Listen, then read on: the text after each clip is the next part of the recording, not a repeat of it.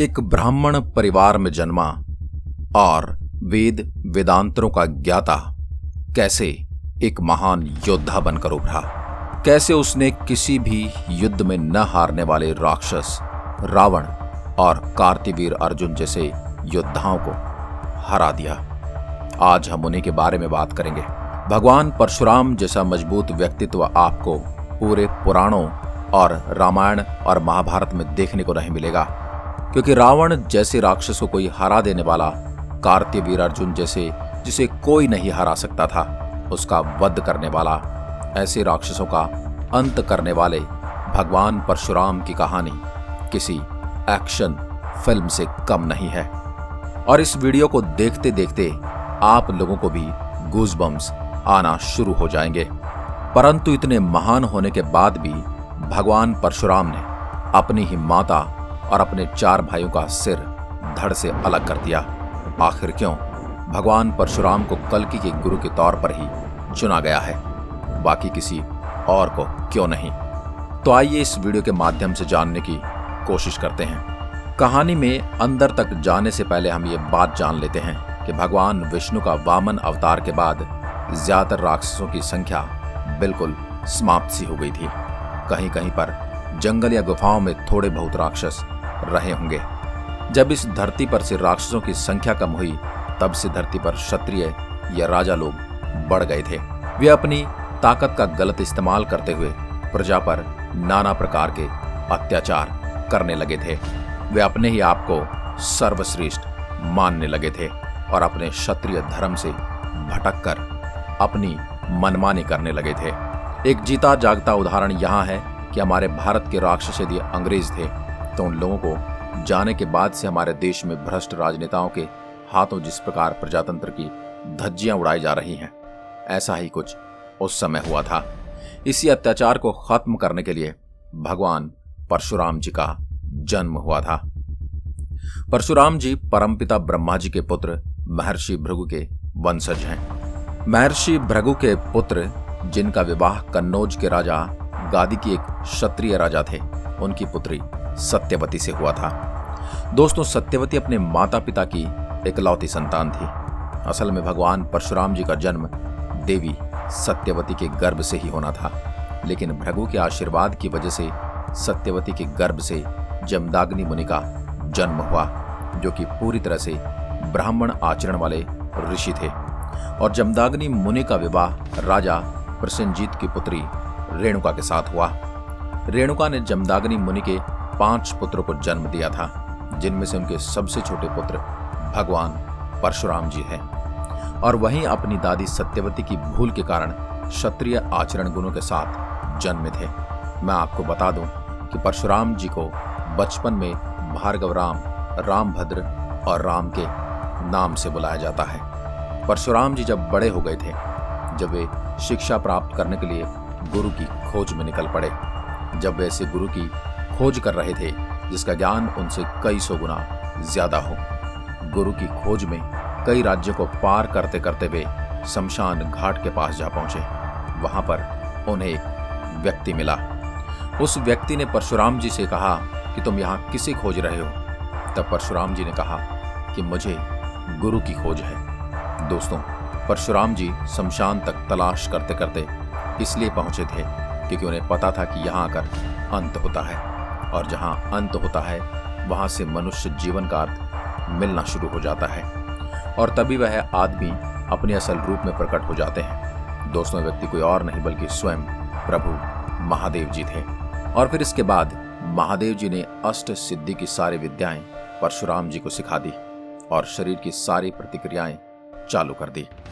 और शिक्षा चालू होने के बाद भगवान महादेव ने अपना फरसा और शिव धनुष परशुराम जी को दिया और उन्हें वहां से जाने की आज्ञा दी। तब परशुराम जी ने पूछा कि हे गुरुदेव, आप मुझे किसे दंड देने के लिए इतना शक्तिशाली बना रहे हैं? तब भगवान शिव जी ने कहा, इस धरती पर संतुलन बनाए रखने के लिए तुम्हें इन शक्तियों की आवश्यकता पड़ेगी। लेकिन उस समय परशुराम जी को यह बात समझ नहीं आई। इसके बाद वे अपनी शिक्षा पूरी कर अपने घर वापस लौट गए। तभी एक दिन रेणुका अपने सभी बेटों से जंगल से लकड़ियां काट कर लाने के लिए कह रही थी। 4 पुत्रों ने अपनी अंदरूनी शक्ति के हिसाब से लकड़ियां काट कर ला रहे थे, लेकिन परशुराम जी अकेले ही एक बहुत बड़े पेड़ को उठा लाए थे। यह नजारा देखकर सभी हैरान थे कि इतनी शक्ति एक ब्राह्मण में तो कतई नहीं हो सकती। और इसी दौरान जमदाग्नि मुनि के कई दिनों से महायज्ञ कर रहे थे। इस यज्ञ में पानी की आवश्यकता पूरी करने के लिए रेणुका देवी नदी से पानी लाने के लिए पहुंची। इतने में उसने गंधर्वों को स्त्रियों के साथ नहाते हुए देखा। यह नजारा देखकर उनमें काम वासना की इच्छा जगी। दोस्तों, जब कभी काम वासना की इच्छा होती है तो कोई कार्य में मन नहीं लगता, और ऐसा ही रेणुका जी के साथ भी हुआ। पर जब वे पानी का मटका लेकर जा रही थी तो उनसे वो मटका फिसलकर यज्ञ कुंड में जा गिरा, जिससे कई दिनों से चल रहा यज्ञ भंग हो गया। तब जमदाग्नि मुनि ने अपनी दिव्य दृष्टि से रेणुका देवी की इस घटना का पता लगाया और कारण जानने के बाद यज्ञ के भंग की वजह से 4 पुत्रों से अपनी माता रेणुका को मारने का आदेश दिया, लेकिन उन्होंने अपनी माता की हत्या करने से मना कर दिया। तो तभी जमदाग्नि मुनि ने 5वें पुत्र परशुराम जी से उनकी माता और 4 भाइयों को मार देने के लिए कहा। तभी जमदाग्नि मुनि अपनी आंखें बंद करने ही वाले थे, तभी परशुराम ने अपने फरसे से अपनी मां और 4 भाइयों के सिर धड़ से अलग कर दिए। परशुराम के इस प्रहार से चारों तरफ रक्त ही रक्त दिखाई देने लगा। तब जमदाग्नि मुनि ने परशुराम जी से पूछा कि तुमने ये सब करने से पहले कुछ नहीं सोचा?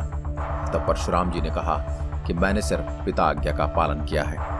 यह बात सुनकर जमदाग्नि मुनि प्रसन्न हुए और वरदान मांगने को कहा। वरदान में परशुराम जी ने अपनी माता व 4 भाइयों को एक बार फिर से जीवित करने का वरदान मांग लिया और उनसे ये भी कहा कि इनको इसके बारे में कुछ भी याद नहीं रहना चाहिए। उसके बाद वे सब पुनर्जीवित हो गए। दोस्तों, परशुराम जी ने अपनी माता रेणुका देवी व 4 भाइयों का सिर धड़ से इसलिए अलग किया था क्योंकि वे जानते थे कि उनके पिता के पास दोबारा जीवित करने के लिए शक्ति है। इस घटना के कुछ साल बीत जाने के बाद कार्तिवीर अर्जुन नाम का एक क्षत्रिय राजा रहा करता था, जिसके 1000 हाथ यानी 1000 हाथों की शक्तियों वाला। और दोस्तों, वही राजा था जिसने रावण जैसे राक्षस को दौड़ा दौड़ा कर पीटा था। इसे सहस्त्रार्जुन भी कहा जाता है। एक बार कार्तिवीर अर्जुन अपनी एक सेना की टुकड़ी को जंगल के रास्ते ले जाते समय जमदाग्नि मुनि के आश्रम में रुके। तभी जमदाग्नि मुनि ने सभी क्षत्रियों को देखकर कहा कि लगता है कि तुम सब बहुत प्यासे और भूखे हो। आप हमारे आश्रम में अतिथि बनकर हमको सेवा करने का मौका दें। इस पर कार्तिवीर अर्जुन बोले कि तुम्हारे आश्रम में हमें क्या मिलेगा? मैं अकेला नहीं, मेरे साथ मेरी सेना भी है। आप तो हमें ठीक से भोजन भी नहीं करा पाओगे। इस बात पर जमदाग्नि मुनि ने कहा कि हम 100 नहीं, हजारों लोगों को भोजन करा सकते हैं। इसके बाद उन सबको आश्रम में बैठाकर अंदर से कई तरह के पकवान लेकर परोसे गए और वो सेना जिस खाने की इच्छा कर रही थी उसी के अनुसार उन्हें खाना खिलाया गया। राजा के मन में ख्याल आया कि ये सब इतनी जल्दी कैसे हो रहा है। ये देखने के लिए रसोई घर में राजा यानी कार्तिवीर्य अर्जुन जा पहुंचे और देखकर हैरान रह गए कि वहां पर एक व्यक्ति एक गाय के कान में जो कुछ कह रहा था वो सब वहां प्रकट हो रहा था। दोस्तों, ये वही कामधेनु गाय थी जो समुद्र मंथन के समय प्रकट हुई थी। कामधेनु का मतलब है इच्छा को यानी कि मनोकामना को पूर्ण करने वाली। गाय की यह माया देखकर कार्तिवीर्य अर्जुन ने सोचा कि यह गाय तो मेरे पास होनी चाहिए। और अब इस गाय को राजा कार्तिवीर्य अर्जुन अपने साथ अपने राज्य ले जाने के लिए मुनि से पूछते हैं। तो मुनि ने कहा कि यह गाय उपहार में मिली गाय है, मैं इसे तुम्हें नहीं दे सकता। यदि वो तुम्हारे साथ जाना चाहे तो आप भी जा सकते हैं। तब राजा उस गाय को पकड़ने के लिए अपनी सेना को भेजते हैं। कामधेनु ने अपनी सुरक्षा के लिए उन सैनिकों से 2 गुने सैनिक प्रकट कर दिए। यह सब देखकर राजा सोच में पड़ गया कि अगर इस गाय का मालिक मैं होता तो यह गाय हमारे साथ चलने के लिए राजी हो जाती। फिर अगले ही दिन जमदाग्नि मुनि जब ध्यान कर रहे थे तब उस राजा के कहने पर उसके पुत्रों ने पीछे से जमदाग्नि मुनि का सिर धड़ से अलग कर दिया। यह देखकर रेणुका देवी ने परशुराम को 21 बार बुलाया।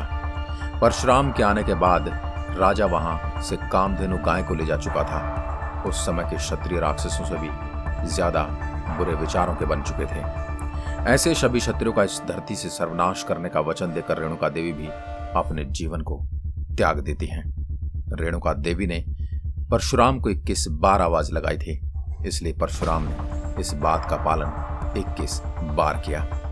अब परशुराम का गुस्सा 7वें आसमान पर था। इसके बाद जो हुआ उसे सुनकर आपके रोंगटे खड़े हो जाएंगे, क्योंकि परशुराम जी अकेले ही कार्तिवीर अर्जुन के महल के सामने पहुंचकर अपने फरसे को हाथ में उठाकर जोर से कहा कि अगर राजा बाहर आएगा तो वह अकेला मरेगा, नहीं तो सभी मारे जाएंगे। राजा ने सोचा कि एक ब्राह्मण मेरा क्या कर लेगा, इसलिए राजा ने 8-10 सैनिक परशुराम का अंत करने के लिए भेजे। राजा पलटकर अपने राज सिंहासन पर बैठने ही वाला था, तभी सैनिकों के सिर राजा के सामने एक बॉल की तरह लुढ़कते हुए आए। तभी राजा ने अपने सभी सैनिकों को बुलाकर उनसे कहा कि जो भी परशुराम का सिर लाएगा मैं उसे लाखों रत्न इनाम में दूंगा। राजा के इस ऐलान को सुनकर सभी सैनिक चीखते हुए तलवारों के साथ परशुराम का सिर लाने के लिए उसकी तरफ दौड़ पड़े।